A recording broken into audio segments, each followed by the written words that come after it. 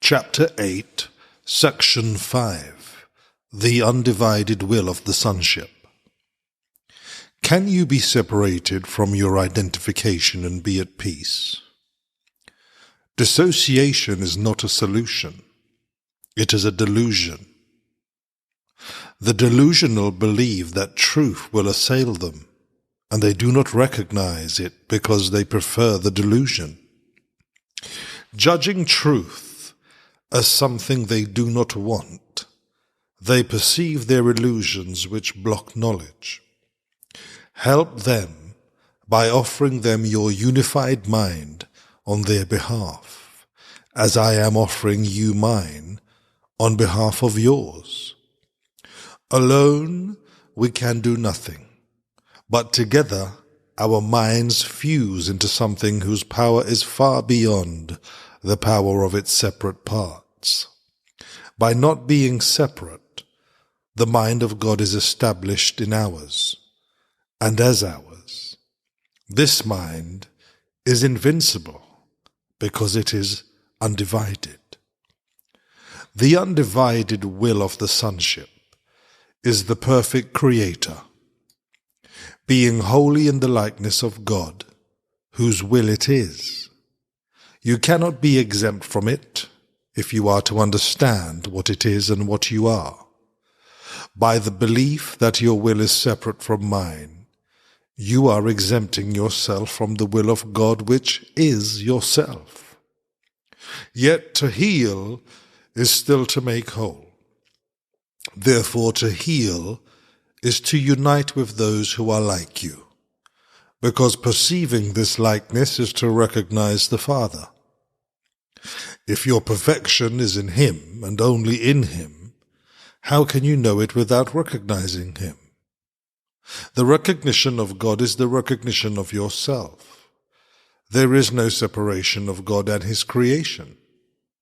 You will realize this when you understand that there is no separation between your will and mine. Let the love of God shine upon you by your acceptance of me. My reality is yours and His.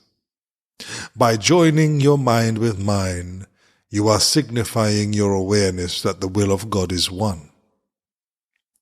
God's oneness and ours are not separate, because His oneness encompasses ours.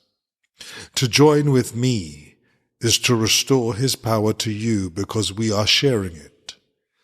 I offer you only the recognition of His power in you, but in that lies all truth. As we unite with Him. Glory be to the union of God and His holy sons. All glory lies in them because they are united. The miracles we do bear witness to the will of the Father for His Son, and to our joy in uniting with His will for us.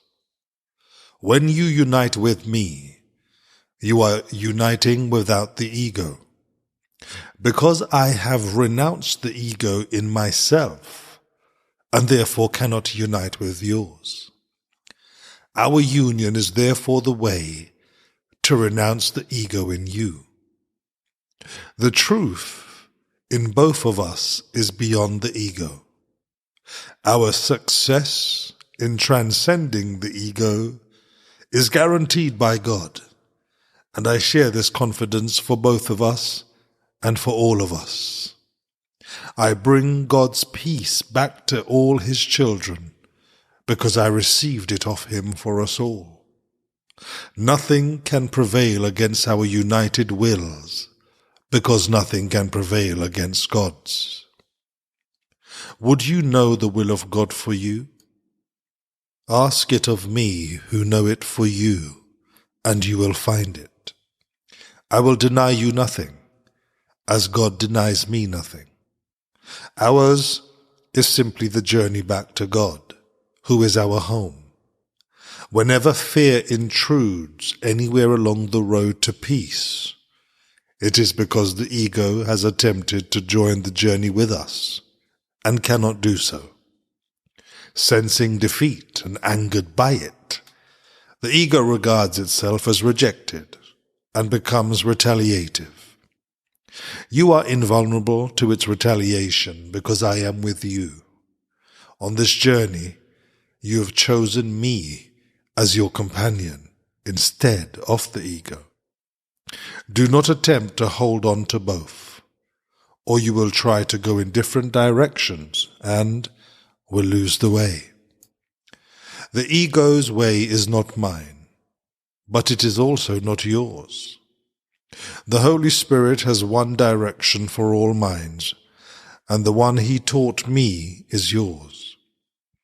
Let us not lose sight of His direction through illusions, for only illusions of another direction can obscure the one for which God's voice speaks in all of us.